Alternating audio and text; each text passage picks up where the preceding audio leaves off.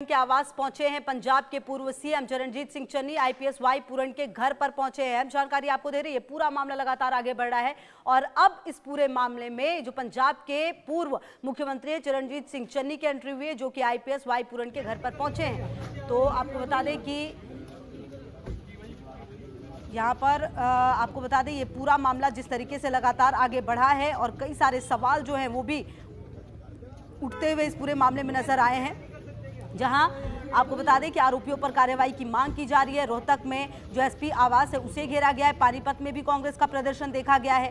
तो आपको बताएं कि जो हरियाणा का डर के सीनियर आईपीएस ऑफिसर वाई पूरन कुमार के सुसाइड मामले ने पूरे प्रदेश में तूल पकड़ा है।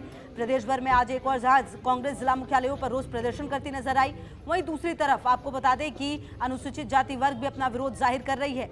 और इस पूरे मामले में जो पूर्व मुख्यमंत्री हैं चरणजीत सिंह चन्नी, वो भी पहुंचे आईपीएस वाई पूरन के घर। और इससे पहले आपको बता दें कि सरकार की ओर से रोहतक एसपी को हटा दिया गया। उनकी जगह सुरेंद्र भौरिया को रोहतक एसपी नियुक्त किया गया है। वहीं आपको बता दें कि इस पूरे मामले पर कई सारे जो सवाल हैं वो हो रहे हैं। सांसद दीपेंद्र हुड्डा ने भी परिवार से मुलाकात की है और रोहतक में जो एसडीएम से बातचीत करते हुए प्रदर्शनकारी नजर आए हैं। तो जो स्थिति है वो कहीं ना कहीं यहाँ पर इस पूरे मामले में काफ़ी ज़्यादा बढ़ती हुई, और जिस तरह से ये पूरा मामला सामने आया उसके बाद आप देखिए कि प्रदर्शन लगातार किया जा रहा है। वहीं जो चरणजीत सिंह चन्नी हैं वो भी मुलाकात के लिए पहुंचे, क्योंकि ये पूरा मामला जब से सामने आया है तब से कई सारे सवाल उठने लगे हैं। हालांकि अभी भी देखिए जांच का ये विषय होगा, सब कुछ देखना होगा कि कहां से कैसे ये सब कुछ हुआ है, क्योंकि जिस तरीके से लगातार जो सुसाइड नोट मिला है अब जांच उसकी भी हो रही है। तो काफ़ी सारे सवाल हैं जो इस सुसाइड ने अपने पीछे छोड़ दिए हैं। हालांकि पुलिस प्रशासन की तरफ से लगातार एक एक चीज़ को ढूंढने की कोशिश की जा रही है, समझने की कोशिश की जा रही है। वहीं अब आपको बता दें कि जो चरणजीत सिंह चन्नी हैं वो भी पहुंचे थे आईपीएस वाई पूरन कुमार के आवास पर। वहीं आपको बता दें कि इस पूरे मामले में लगातार जो एडवोकेट हैं उनके लिए भी जो एडवोकेट हैं प्रदीप मलिक, उन्होंने कहा कि सुसाइड के लिए कोई तत्काल कारण होना ज़रूरी है। उनके ऊपर सिर्फ आरोप लगे थे।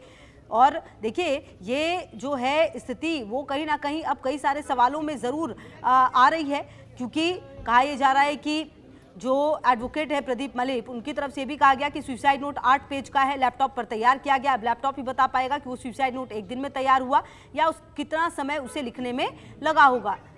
और साहिल हमारे सहयोगी ज़्यादा जानकारी के लिए इसी खबर पर हमारे साथ। साहिल, देखिए ये पूरा मामला जिस तरीके से सामने आया है, लगातार कार्रवाई तो हो रही है, लेकिन कुल मिलाकर चरणजीत सिंह चन्नी भी जो पूर्व मुख्यमंत्री हैं पंजाब के, वो भी पहुंचे थे उनके आवास पर। इस पूरे मामले में क्या कुछ कार्रवाई हुई है, क्या कुछ अपडेट सामने आ रहा है?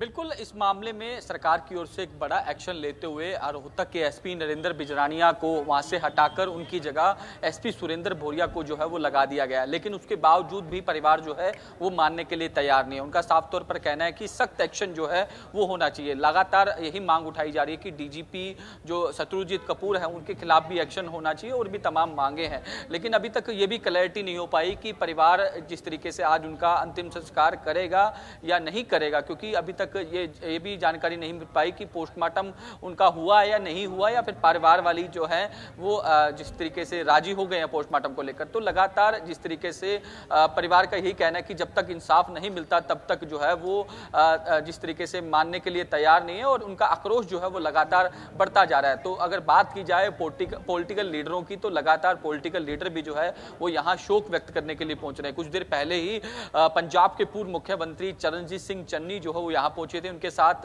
रोहतक से कांग्रेस के सांसद दीपेंद्र सिंह हुड्डा भी मौजूद थे। उनकी ओर से भी लगातार यहां जो है मीडिया से बातचीत करते हुए सरकार पर निशाना साधा गया। उनका यह कहना था कि सरकार जो है वो दलित विरोधी सरकार है। इतने बड़े स्तर पर आईपीएस अधिकारी थे वाई पूरन कुमार, उनका जिस तरीके से सुसाइड कर लेना, तो कहीं ना कहीं एक सरकार पर कहीं ना कहीं निशाना जो है उनकी ओर से साधा गया और कहा गया कि उनको लगातार प्रताड़ित किया जा रहा था। रहिए हमारे साथ, इसी बीच जो एक अहम जानकारी आ रही है इसी मामले से जुड़ी हुई वो अपने दर्शकों को बता दें और वापस आपके पास आते हैं।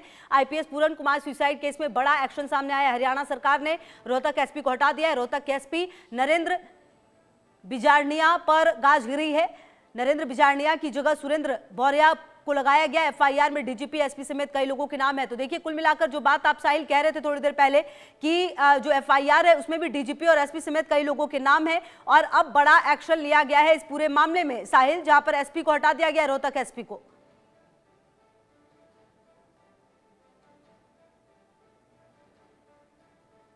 साहिल, क्या आपको आवाज आ रही है? चंडीगढ़ पुलिस बिल्कुल जिस तरीके से वाई पूर्ण कुमार की जो वाइफ थी अमनीत पी कुमार, उनकी ओर से जो चंडीगढ़ पुलिस को शिकायत दी गई थी, उस शिकायत के अंदर साफ तौर पर मेंशन किया गया था कि हरियाणा के डीजीपी और रोहतक के एसपी जो नरेंद्र बिजरानिया है, उनकी ओर से गलत जो है उनके हस्बैंड के खिलाफ केस दर्ज किया, साजिश के तहत उनको जो है जिस तरीके से फंसाने की कोशिश की और उनका नाम बदनाम करने की कोशिश की। तो ऐसे में लगातार यही मांग की जा रही थी कि उन दोनों के खिलाफ एक्शन हो, लेकिन सरकार की ओर से कुछ देर पहले ही जो रोहतक के एसपी नरेंद्र बिजरानिया है उनको वहां से हटा दिया गया, उनके खिलाफ कार्रवाई की गई है। ऐसे में अब रोहतक एसपी जो है सुरेंद्र भोरिया को लगाया गया है। सुरेंद्र भोरिया एक काबिल अफसर है, वो हरियाणा के तमाम इलाकों में जो है सुपरिटेंडेंट ऑफ पुलिस जो है वो रह चुके हैं। तो ऐसे में अब जिस तरीके से एक कार्रवाई करके सरकार की ओर से ये जताने की कोशिश की गई है कि हम इस मामले में एक्शन ले रहे हैं, लेकिन अभी तक परिवार जो है इस फैसले से संतुष्ट नहीं है और अभी तक परिवार का इस मामले में कोई बयान भी जो है वो निकलकर सामने नहीं आया। लगातार परिवार यही कह रहा है कि हमें जो है न्याय चाहिए और जो हमने एप्लीकेशन के माध्यम से जो नाम दिए उनके खिलाफ सख्त एक्शन हो।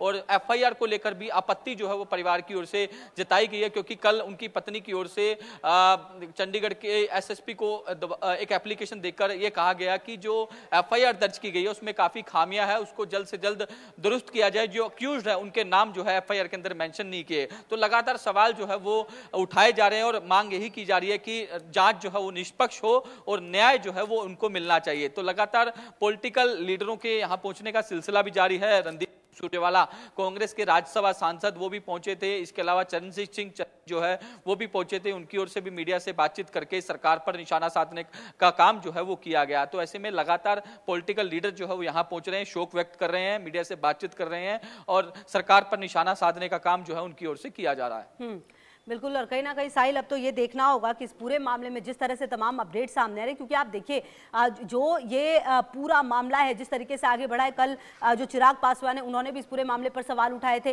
कहीं ना कहीं ये एक ऐसा मामला बन गया है जो विपक्ष लगातार जो है वो भी इस मामले को उठा रहे हैं। बहुत जरूरी है कि इस मामले में कुछ ऐसे बड़े कदम उठाए जाए, ऐसे बड़े फैसले सामने आए जो एक जवाब मिले, क्योंकि कहीं ना कहीं ये पूरा मामला बहुत पेचीदा होता हुआ नजर आया है। बिल्कुल, चिराग पासवान की ओर से कल हरियाणा के मुख्यमंत्री नायब सिंह सैनी को एक पत्र लिखकर कहा गया था कि इस मामले की निष्पक्ष जांच जो है वो की जाए और साथ ही साथ उन्होंने ये भी कहा था कि उनकी केंद्रीय गृह मंत्री अमित शाह से भी बातचीत हुई है। उन्होंने भरोसा जताया कि इस मामले की निष्पक्ष जांच होगी, जो भी दोषी होगा उनके खिलाफ सख्त एक्शन लेने का काम जो है वो किया जाएगा। क्योंकि अब ये इस मामले की गूंज जो है वो बिहार तक हो चुकी है, क्योंकि बिहार के अंदर इलेक्शन चल रहा है और कुछ जिस तरीके से अब जिस तरीके से बिहार के जो लीडर्स हैं वो भी इस मामले में कूद पड़े हैं, उनकी ओर से भी लगातार यही मांग की जा रही है कि आईपीएस वाई पूर्ण कुमार को इंसाफ जो है वो मिलना। बिल्कुल, और देखना ये होगा कि इस पूरे मामले में आगे और क्या कुछ अपडेट आता है। बहुत शुक्रिया साहिल आपका, लगातार नजर रहेगी। फिलहाल शुक्रिया आपका इन तमाम जानकारियों के लिए। वहीं कांग्रेस नेता रणदीप सिंह सुरजेवाला ने आईपीएस वाई पूर्ण कुमार की आत्महत्या पर शोक व्यक्त किया है। आज उन्होंने श्रद्धांजलि भी दी है। हरियाणा के एडीजीपी श्री वाई पूर्ण कुमार की मजबूरन आत्महत्या ने पूरे देश की आत्मा को झकझोर कर रख दिया है।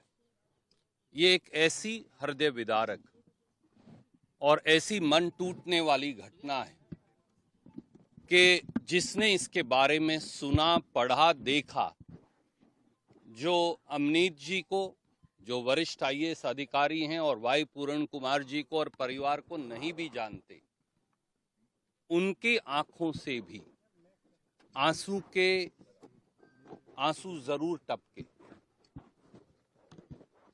हरियाणा में जिस प्रकार से वाई पूर्ण कुमार जी जैसे एडीजीपी रैंक के अधिकारी को न्याय नहीं मिल रहा, तो आप सोच सकते हैं कि आम साधारण व्यक्ति को न्याय कैसे मिलेगा।